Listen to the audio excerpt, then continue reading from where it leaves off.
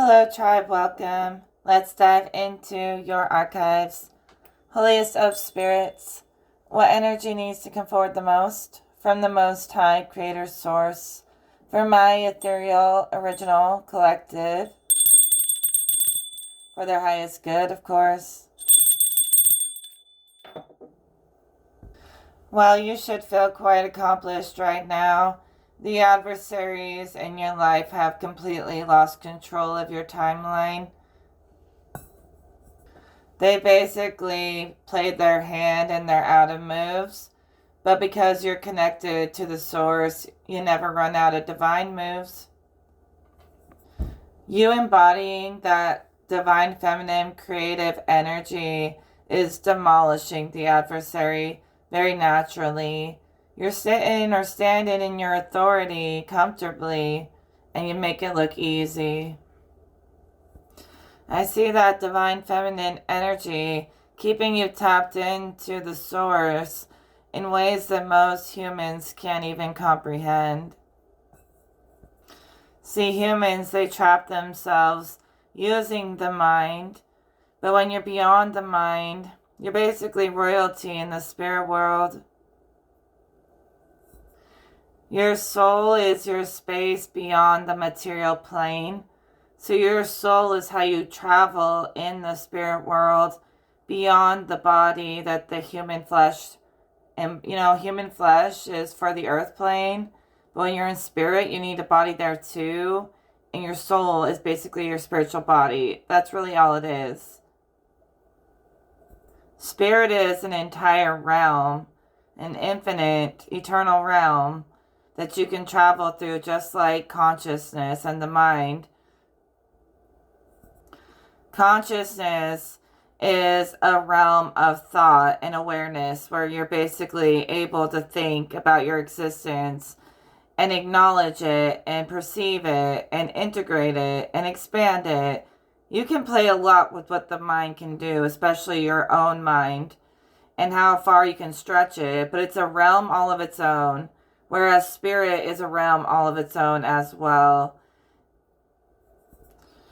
So how I always see it, because I've experienced with spirit in ways most people don't, and I'm not going to waver on what I know to be true, that I've proven time and time again.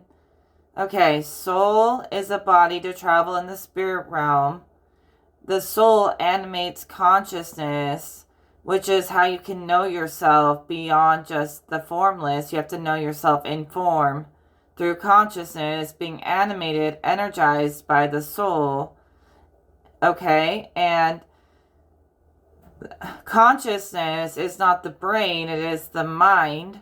So the brain is part of the flesh, and consciousness animates the flesh, and then the flesh interacts with the environment.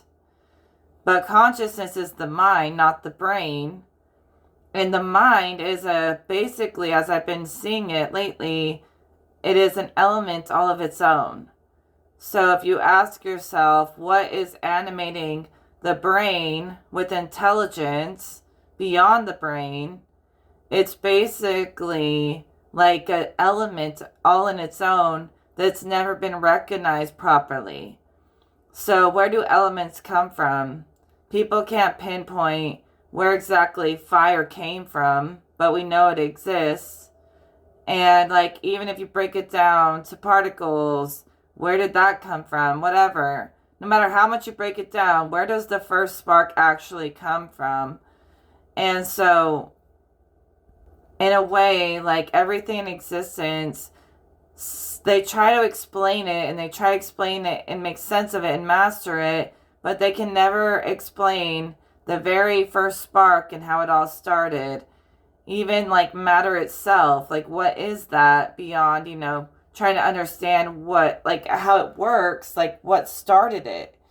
So elements and stuff are kind of just like consciousness. Consciousness could be considered another kind of an element. Maybe it is like a fifth element, like connected to the ether. I do see the mind connected to the ether, to the spirit, in realms of consciousness sometimes. So I want to view it as an element of itself, that is literally a gift from God. Like, that's how I would view it. It's a phenomena. So to expand anything below consciousness, like the physical or the environment, it has to be poured into by a greater force. So as I see it, spirit pours into the soul, which pours into the mind, then pours into the body, then pours into the environment. Okay, and it seems like when spirit and consciousness meld, it becomes etheric, like another element. And that's partially what it is. It's a mechanics beyond the brain. But it has to come from a greater place, beyond the limitations that the mind creates. The mind is there to be a tool to understand your experience, to be able to calculate on a very intricate quantum level, be able to calculate everything you experience. And so the thing that I'm telling you is connected to a collective quantum computer. It is the mind, which is consciousness. And basically that's like infinite intelligence that anyone can tap into. And everything within consciousness is just built intelligence, built upon itself and recycled since the beginning of existence. And the only thing I'm saying that allows consciousness to be so expansive is it can reach into infinite eternal spaces beyond the mind into spirit. And to be able to hold form in spirit, you have to have what I call a soul. It's not like a soul in a religious sense, but it is a soul. It's a different kind of formless body. And when these worlds start to meld is when you start pulling in new things that have never been seen before. Okay, and all you're doing is realizing these infinite potentials into forms as you're basically the conduit for things to come through from spirit, through consciousness, into the mind, brain, body, environment. It's all traveling through you in layers. These layers are all the different realms and dimensions. So, like, this is a big thing I'm trying to explain right now. But I have to make it so clear that a soul, which is an extension of spirit, is energetic fuel for consciousness and the body and the environment. And so without it, it wouldn't be able to have any life. It would be lifeless. Like, say, in the story where God breathes into Adam's nostrils and gives him life. Before that, he was just made of dirt and he had no life, or whatever that story is. Basically, spirit is the thing that breathes life into consciousness, and consciousness is what the whole world trickles down from and is created from. So everything within form is connected to a mental energy. It's all a massive mind network, okay? Being fueled by something formless, which is soul and spirit. That's how I view it. That is literally how I've always viewed it. No matter how many times I've tested this, it's always been true. But the material plane, this is where it gets weird, is made of consciousness, okay? So consider that the thing that gives consciousness a life of its own, creative life, is that like etheric breath between spirit and mind. Okay, now the mind itself has its own individual stream of activity, quantum activity.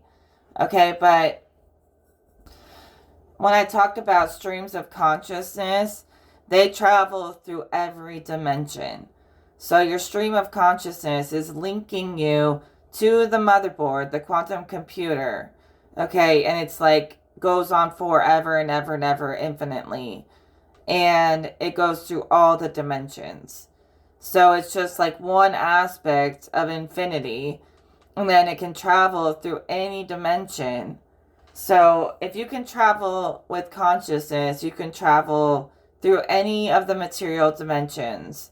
Anything that's of the material dimension is anything within consciousness and matter. Okay, you can travel through all of consciousness and matter by being able to travel in your own mind. And there are many dimensions, like there's so many layers to existence, and those are all the different fields. And you can see all this stuff. So you can see the streams of consciousness that travel through all the fields of awareness. And consciousness, Spirit says consciousness being connected to spirit is basically the same as having a conscious awareness. So they're kind of melding together.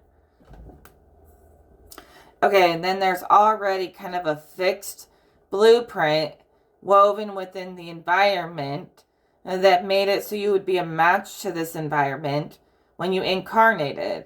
So your body matches the environment already based off something you designed before you incarnated. Something you designed in spirit first, laid the map and the blueprint for the physical for you to incarnate into it. So there are laws on the physical that can't be broken very easily. So when you're manifesting from consciousness into the material plane, it's going to have to manifest within the laws of the material plane. So it all manifests, but say you picture like a pink cow, you're not going to manifest a pink cow, okay? But you will manifest probably a situation where you learn what that pink cow meant in your imagination to you and why you even thought about that. So basically, you're going to experience all your thoughts, but they're going to be within the laws of the physical plane. But they will come to be. Geez, that one kind of tripped me up because I was thinking, I'm like, now I'm going to end up seeing a pink cow or something painted as a pink cow, and it's going to end up being so literal. But it could also end up being kind of more metaphorical. It's hard to explain. It's like every thought I have ends up manifesting, but it never manifests as a direct mirror of what I was thinking. It manifests something like a reflection of what I was thinking, but it always manifests, okay? And the weird thing about pink is that it can represent spaces in between the root and the spirit, in that kind of purple pink area, which represents that place in between spirit and matter manifesting together, and consciousness being kind of a medium there. It's really not important to break down why I said pink cow, but I was having an interesting thought last night. I have really detailed dreams, and then I wake up and I can't remember my dream. It like pops out of my brain immediately. But then as I go throughout the days, like things will remind me in my dream, and I'll remember pieces of my dream. And I'm like, it's so random, and it's so like weird how that happens. It gets triggered by I'll see something and it will trigger a memory that I had in my dreams. And I can always feel like I'm dancing around my dreams, like they're predicting stuff, and they jump in and out of my reality all the time. And if I am sitting there thinking about, I'm going to remember this part of my dream, but then I forget it, was the fact that I thought that I was going to remember it, sending it into a future timeline where I will remember it? And is it because I was thinking about it that summoned it to be remembered at all? And so I think that all of our timelines are woven together. And eventually, time is not linear at all. And even just thinking about your dream can trigger a future memory that will trigger you to remember your dream. Like a future scenario that will trigger you to remember your dream just by a seed of a thought that you were thinking you wanted to remember. And it becomes this whole, for real, matrix of thought. Thought works like a matrix of many connections, just like nature is like a matrix between all the different plants and the root systems, and it all works and mirrors each other the same way. Nature is a matrix just like the mind, and The thing is nature is animated by a spirit of its own. The elements are spirits within themselves, and we have all of those spirits within us. We've all been elements to become humans. We had to do that. That's why we embody different aspects of the elements as traits of ourselves, because we've been elements before we were humans. And the elements are a part of that network of our minds connecting, because you could connect to an ocean because you used to be an ocean. You're actually connecting with a past life of yourself, of your own consciousness in a past life. Because if you were once that ocean, your imprint will live on forever. You know, it's an infinite memory. Even when your soul travels on, consciousness carries an infinite memory. So if you were once an ocean, you can interact with the old imprint of your consciousness upon that ocean, or upon a forest, or upon, your crystals. You're connected to these things through a timeline that's way greater than just this life.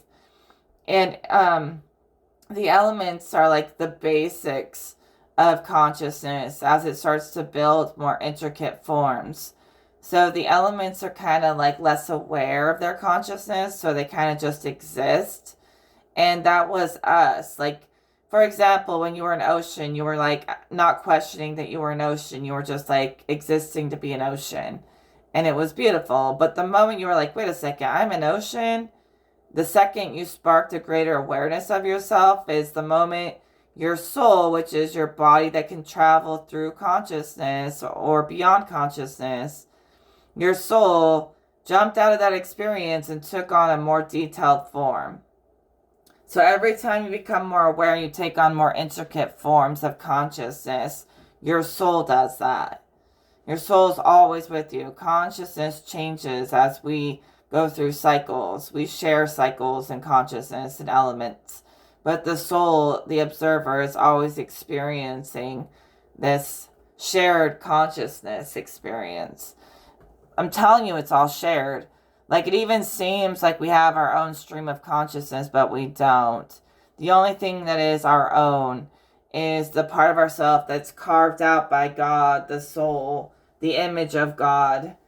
Your soul is like your first image, your first emanation from the source, your first self before you even knew what a self was. And the soul took on all of these experiences through consciousness, through what the mind could create. But the soul is so innocent. The soul is the spark, the first spark.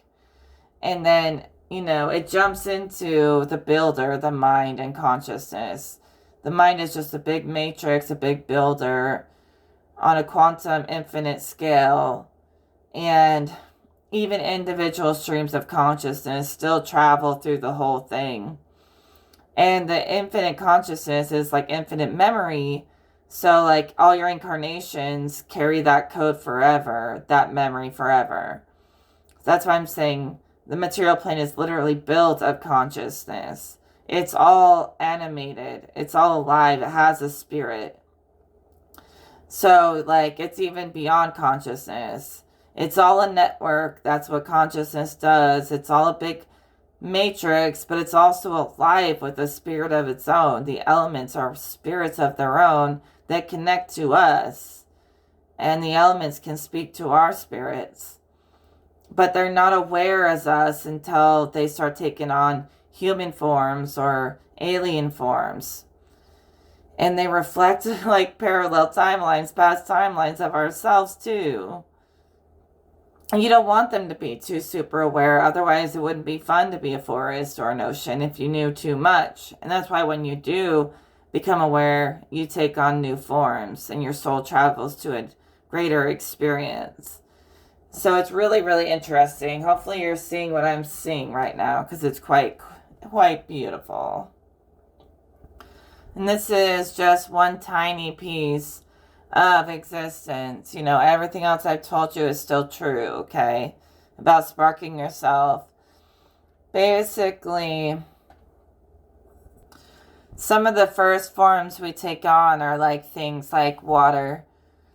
And then we basically become like more and more aware, and we build more intricate forms and designs to jump into. And we start out building simple, basic things when we first spark, and then we start like adding and making it like sacred geometry, and that bends into form and folds into the different dimensions, and then we start to dive into the fold, and it's a lot, you have to see it for yourself. But spiritually adamant that soul is how you travel through spirit, even here on earth, and consciousness is how you travel through the body and experience the solid form side of life. So your soul is experiencing the formless side of life, the magical side, and your consciousness is experiencing the solid side. But there really is no separation. Everything that exists here was pulled from potentials that existed forever, that just built and built. I mean, literally, everything you see was built from building blocks, like spiritual building blocks, from the tiniest potentials until people, like, to me, this is all just energy, okay? Everything's under the illusion that it's this complicated thing when in some ways it is, but really, like, in essence, spiritually, it's just a bunch of energy expressing itself in such detail, and it's just showing you, like, within your own mind, what you can create. But the thing is it's created in spiritual formlessness before it's ever created physically. So that's really where the map truly is. And everything consciousness and matter is doing came from a spiritual place first, but spirit isn't realized enough. So we had to realize it into solid forms in order to experience something. So like in spirit, it's just like this mist. You can't really do much there. Like you can sit there in a stillness, and it's kind of beautiful to visit. But you have to dive into the duality of consciousness, which is the duality of the mind, to experience anything real. And that's what our souls did. Okay? I don't know every detail, but I know for a long time, some of your first forms were like waves, like vibrations and waves and lines and frequencies, and making squares and triangles and circles and things like that, until you started basically becoming elements. Like, so you've been like the ocean, you came out of the ocean, you've been sculpted through dirt and clay. You've been animated with the air and the breath, and some kind of etheric breath. It's way bigger than just consciousness and matter. It's like straight from God. You've been animated with this spiritual breath. And the fire is the vision, the ability to see. So basically, all the elements reflects elements of consciousness. Your ability to see, feel, think, touch, all the senses, all that stuff, started out from incarnations as elements. I know I said it a bunch of times. It's really hard to explain. And once you realize like what you are, and you incorporate all these aspects of what you are, you take on a more masterful form. The human form is a more masterful form with all its complexities. And there's alien forms, and everything in existence forms in similar ways. It starts in spirit, but different planets and universes have different laws and restrictions. Like I told you before, things have to manifest through the laws of this planet, and those kinds of laws are put in by the divine, okay? The absolute rule and order. But other planets have different laws. So, like, they could be existing in a kind of body that's different than our body. They may even have different elements than what we have. but they still had to build off of that to be able to be compatible with their environment. So whatever they built before they incarnated allowed them to be compatible with whatever planet they're on. But they still go through the same process, okay? And it literally doesn't matter if they have a brain or not. It doesn't matter if the planet and the elements have a brain or not. Everything is made of consciousness. It's all alive. But it's alive in a good way. It's not like you should be afraid that flowers feel pain or anything like that.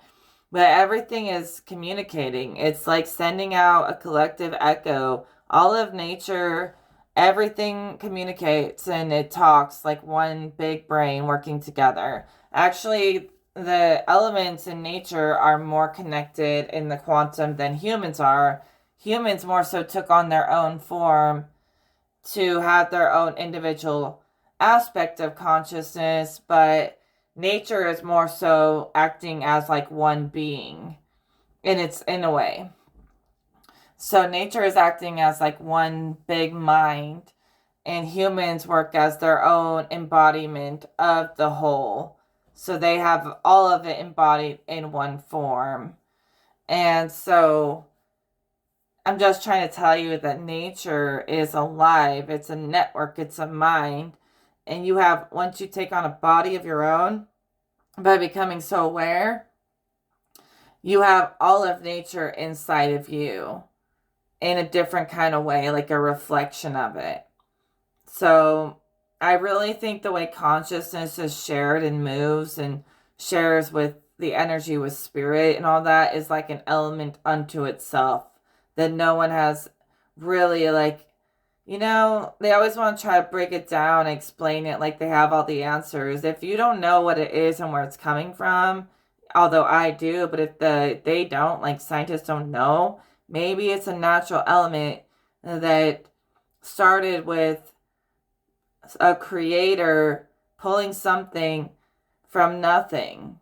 I'm not trying to make it simple by saying things are pulled from nothing. But if you can't pinpoint what exactly was the first start of everything and where it came from, what I'm trying to tell you is there's seas of potential, just dark realms, like infinite darkness, full of little potentials that could become anything. And all we have to do is harness this energy, and people can build whatever kind of reality they want. And it's been done many times over, to make the world we have today. But basically, out there, anything is possible.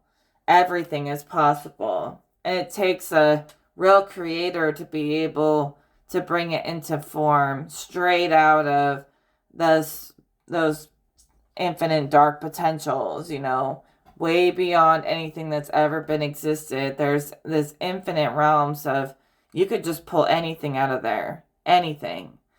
And people, gods and goddesses have been doing this forever. And all of us have been doing this forever. And believe it or not, we designed this whole experience for ourselves so we could redesign it. But we had to jump into these certain laws and restrictions. And we knew that when we jumped into it. But when your soul travels on, the cool thing about the soul body, the energy body, is it can jump into other planets and realities and take on those realities. If it sheds what it's built here and leaves that here to keep building upon itself here, it can travel into other realities and build a form that's compatible with other worlds. So the soul can really do whatever it wants. And consciousness has to abide by certain rules. Anytime consciousness starts to become too powerful in one area, it will jump into another awareness and amplify a different level of information and learning. So what consciousness is learning about itself, consciousness carries this infinite memory information. It's an archive. It's a library. Everything around us is a living archive, a living library. Tap right into it. You can tap into your past lives. You can tap into the different parts of yourself. You can just plug into the environment like it's a mind, a network you can download data and information from. And really, like, consciousness is just continual streams of information being shared through infinite dimensions and realms. And the only time we jump out of consciousness is when you very first spark a soul of your own and you travel in the spirit world to build a form to dive into. Or if you ascend out of form and you end up living in the spirit world, your soul body is the body you're going to want to live in.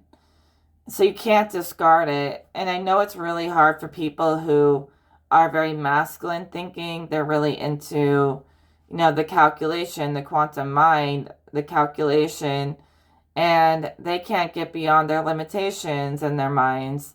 They have a really hard time understanding the energy is all there really is. And all the rest of this is us just dreaming up so much just to, for the fun of it. And so, like, the truest body, if you rip down everything physical and destroy the whole thing, you're only going to ever exist in your true body as your soul. And that's your energy body, your first spark. And that's your first awareness. And it's your original awareness. Your original spark, your original awareness is your soul. I don't like to call it awareness, but if you want to think of a space beyond consciousness that is just still and call it awareness, that's connected to the soul.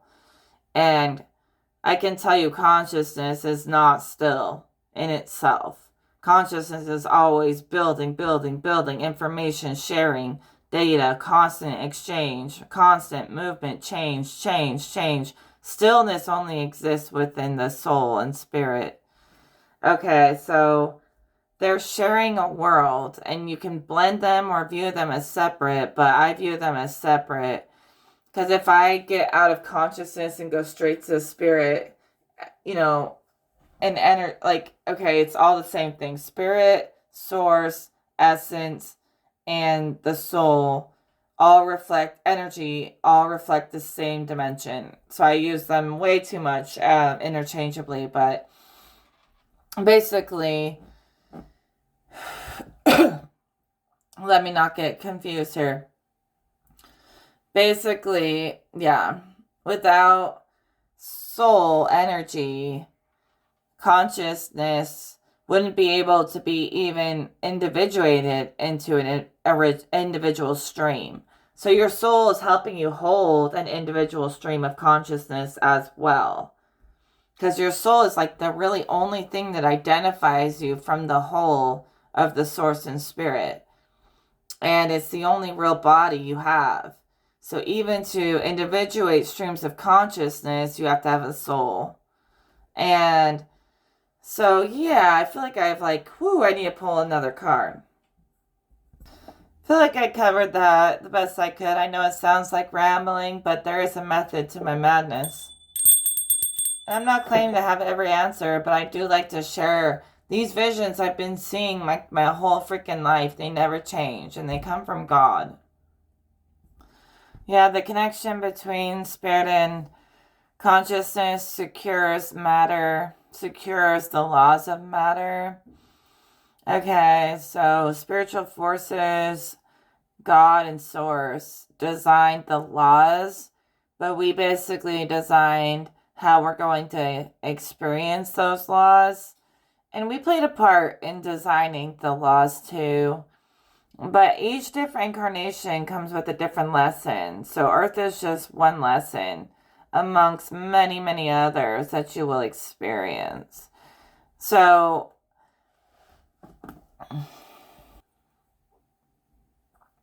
in the formless, you start out creating timelines, lines, waves, and vibrations. You become waves like oceans and different things. And when you're in that place, you're one with the spiritual quantum consciousness connection network. And when you become aware enough to take on a body, now you can interact with the network outside of you as an individual form, outside of the network that you were once a part of, where everything was as one. And now you get to be as one as an individual, but you still have the infinite inside of you. So you could reach out and touch nature and interact with the infinite inside and outside. Also, you do want to like master yourself before you ever try to master things outside of yourself. But if you are doing that and you've done it, it's perfectly okay if you have the energy to go to things beyond just yourself. I mean, going outside comes back in anyways, at least it should. And so, like, say you like love helping people. As long as you're helping yourself, there's plenty of space to help others. Helping others when you can is a superpower that always comes back to you. As long as you take care of yourself first, there's nothing saying there's anything wrong with helping other people.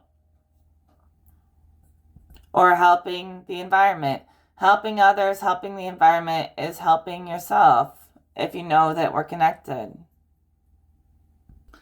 See, the way that the spirit world is all connected, it kind of mirrors the way consciousness is all connected, but it's in a formless version of it. And I really think the consciousness was created to experience ourselves in form, because in spirit we can't do that.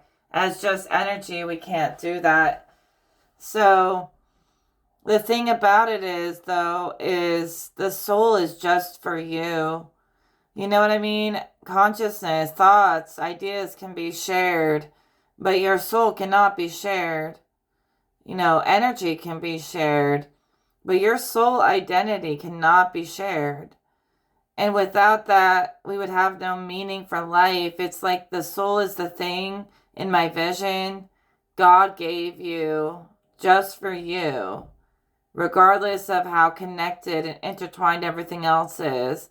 It's like God took the time to give you a soul that no matter how much people try, they could never try to take your soul or change the innocence of your soul.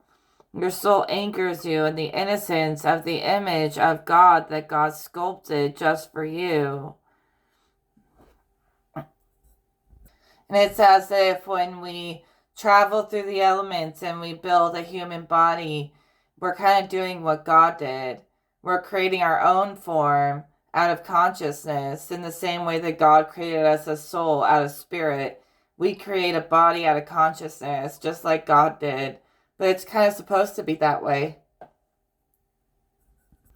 So it's like a dance between the creations of God or the gods and their will and our own will and how much we get to create, because we're aspects of the ultimate. So that's how we can create things that have never been seen and introduce them to consciousness, because consciousness doesn't know anything unless you introduce something new to it. Humans don't know anything really. They circle through the same lessons and cycles forever. And they are afraid to tap into spirit and question and get trapped in their minds. But you have to believe in the impossible to make it possible. Actually, that's true. See, if all the brilliant minds, the people who invented things that have never been seen before, if they were to follow the rule books, nothing would ever get invented. It's the people who make it their own rules and they push the will on what's possible who start inventing things that humans didn't even think could happen, And so what they're pulling from is that soul, that part of them that has an awareness beyond form. Like it knows form in and out, like as if it made it itself because it did. And that soul form is observing you diving into consciousness and matter. So to pull like something, like say you discovered electricity, to be able to pull that in, I guarantee you have to look through the eyes of your soul to even realize that electricity can be harnessed, because your body does it every day. So if everything in nature is made of consciousness, it all has the ability to become more and more self-aware and take on more intricate forms. So you had a soul when you were an element, but the consciousness is a way for the soul to travel. So basically, your soul has traveled through many networks of existence. Okay. Seems like a constant dance of losing yourself and rediscovering yourself even more deeply every single time by becoming so many different things that end up becoming you or making you become who you really are. Something I've been realizing even more and more is, everything we do in this material plane is a consciousness exchange. So just be careful of that. To be very clear of anyone else's influences can help you be more in your soul energy body. And that can make you feel very pure. That's why I like to keep to myself and keep my energy very sacred, and I don't want anyone else messing with it. And when you spread your energy out and your consciousness to too many people, you actually absorb aspects of their consciousness. That can cloud your thoughts. It can actually make your mind more cluttered. So to keep your energy clean of other people's consciousness, one of the best way to do that is to keep it sacred to yourself.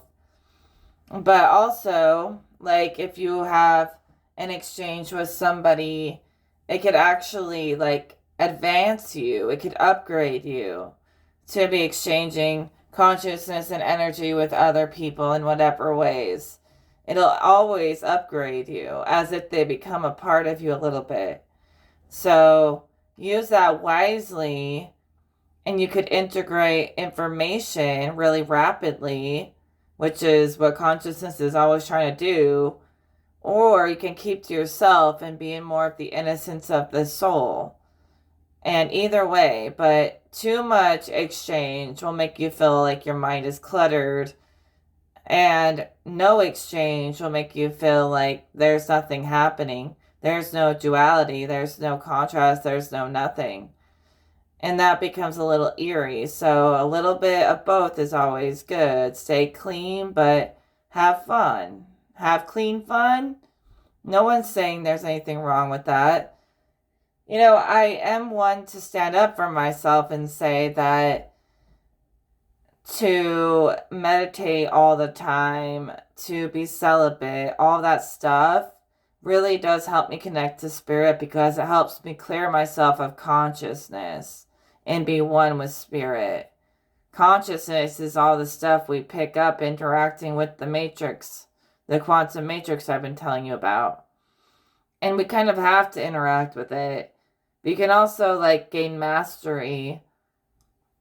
And it just depends how you want to feel. If you want to feel really clean, like a freaking nun or something like I do, which is kind of extreme, I know, then cut off the world, meditate 24/7 for 10 years, and you'll start talking like I am, where you actually trust your experience and you don't need people to keep you in a loop that never goes anywhere. You start breaking the loop and pushing the whole thing forward all by yourself, because you've seen things, you've experienced things. You're not just sitting around with your eyes closed and your legs closed just because you're bored. You're becoming enlightened, ascended, because you're making time and energy for the right things. But another cool thing about intimacy that I kind of miss sometimes is that you can intertwine with that person's consciousness and gain more information and get more upgrades.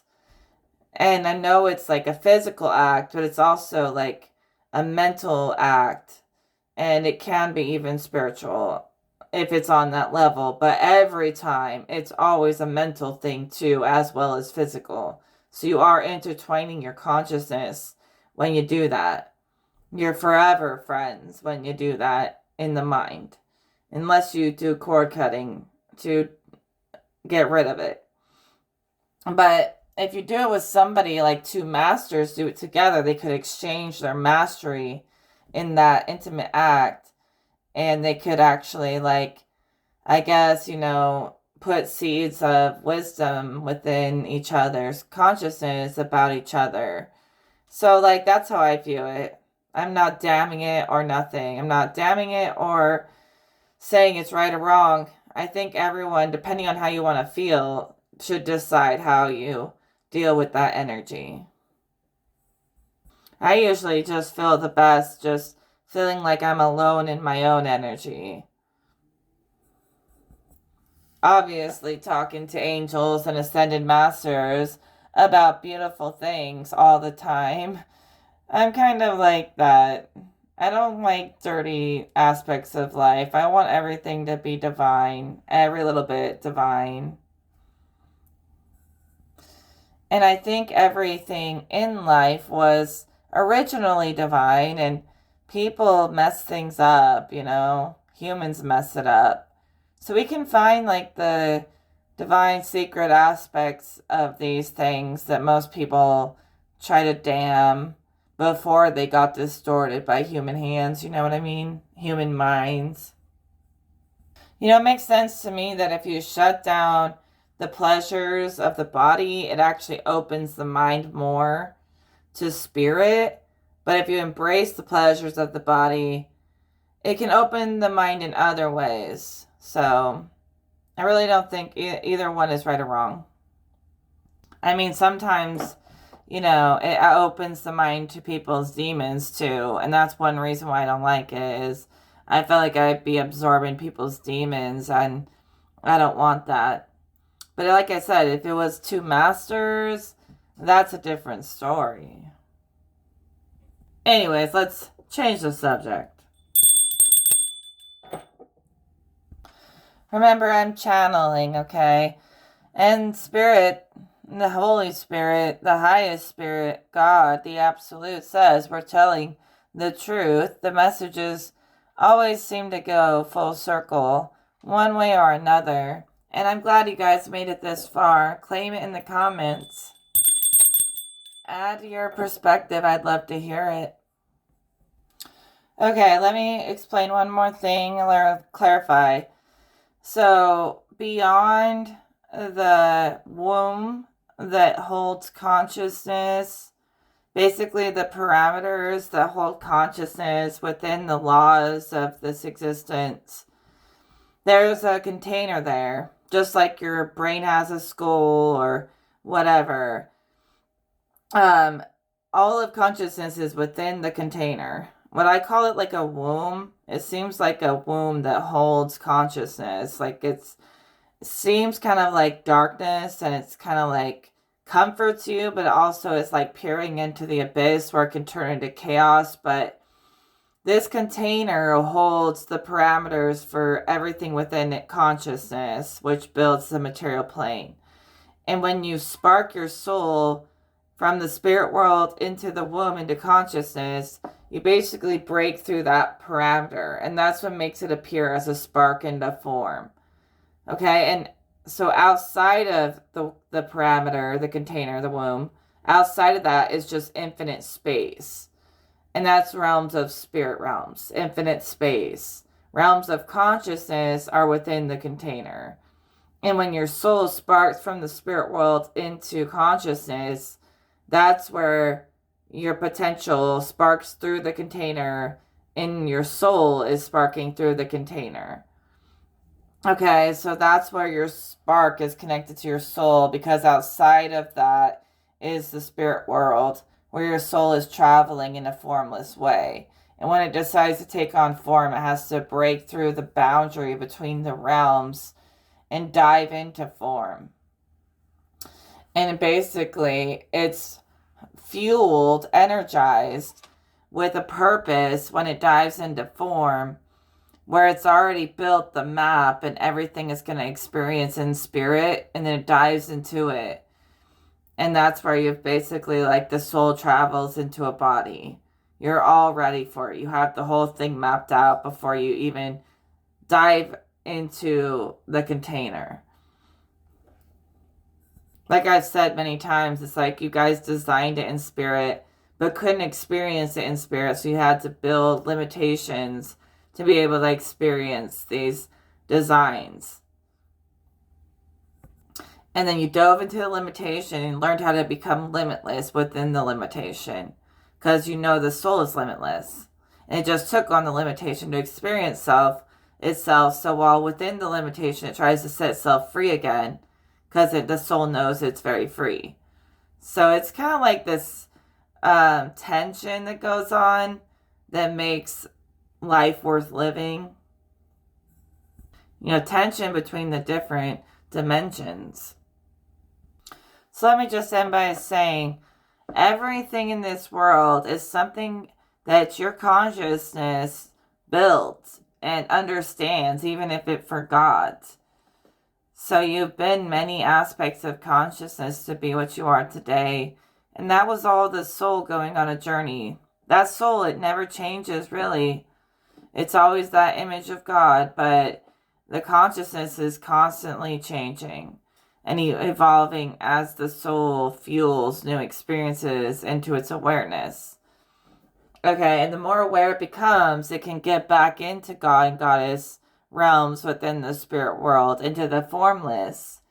So I think that to an extent, the soul is trying to create that limitless spirit world within the limits of consciousness and matter and figure out how to do that. It's kind of beautiful. And I think it's already doing that somehow. I'm going to call that good for today. I will talk to you guys in the next one. Take care, everyone.